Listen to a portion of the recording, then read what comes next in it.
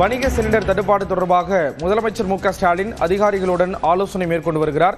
விவரங்களை செய்தியாளர் அபினேஷ் வழங்க கேட்கலாம். அபினேஷ், விவரங்களை பகிர்ந்துக்கலாம்.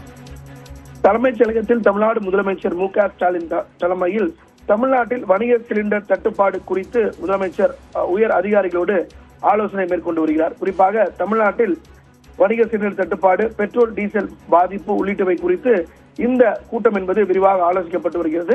கடந்த 3 தினங்களுக்கு முன்பு முதலமைச்சர் இதே போன்ற ஒரு கூட்டத்தை கூட்டியிருந்தார். தமிழ்நாட்டில் எவ்வளவு கையிருப்பு இருக்கிறது, எத்தனை நாட்களுக்கு சமாளிக்க முடியும் என்கிற விவரங்கள்லாம் சேகரித்த நிலையில அதற்கு அடுத்த நாள் உணவுத்துறை அமைச்சர் தலைமையில ஒரு கூட்டம் நடைபெற்றது என்பதும் குறிப்பிடத்தக்கது. இந்த நிலையில கடந்த 2 நாட்களாக தமிழ்நாட்டில் பெட்ரோல் மற்றும் டீசல் வாங்க பொதுமக்கள் அதிக அளவில் ஆர்வம் காட்டி கூட்டமாக சென்றனர்.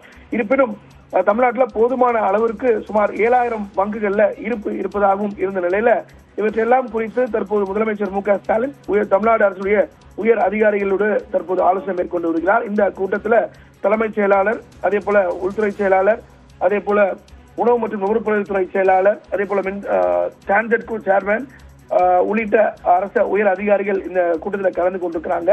தமிழ்நாட்டில் தற்போது டீசல் மற்றும் பெட்ரோல் ஆகியவை இருப்பு குறித்தும், அதே போல வணிக சிலிண்டருடைய இருப்பு குறித்தும், அதே போல வீட்டு சமையல் சிலிண்டருடைய இருப்பு குறித்தெல்லாம் மிக விரிவாக ஆலோசிக்கப்படுகிறது. மெல்ல மெல்ல இந்த தட்டுப்பாடை போக்கி இயல்பு நிலைக்கு கொண்டு வருவதற்கான அனைத்து நடவடிக்கையும் தமிழ்நாடு அரசு ஒருபுறம் மேற்கொண்டு வருகிறது. குறிப்பாக ஏற்கனவே பிரதமருக்கு முதலமைச்சர் மு.க. ஸ்டாலின் கடிதம் எழுதியிருந்தார். அந்த அடிப்படையில் இன்றைய கூட்டத்திற்கு பிறகு இதை எவ்வாறு கையாள்வது என்பது குறித்து ஒரு முடிவெடுக்கப்பட்டு மீண்டும் தேவைப்படும் பட்சத்தில் மத்திய அரசிற்கு கடிதம் எழுதக்கூடிய ஒரு சூழலும் உள்ளது. ஸ்ரீராம், இதற்கு நன்றி அபினேஷ்.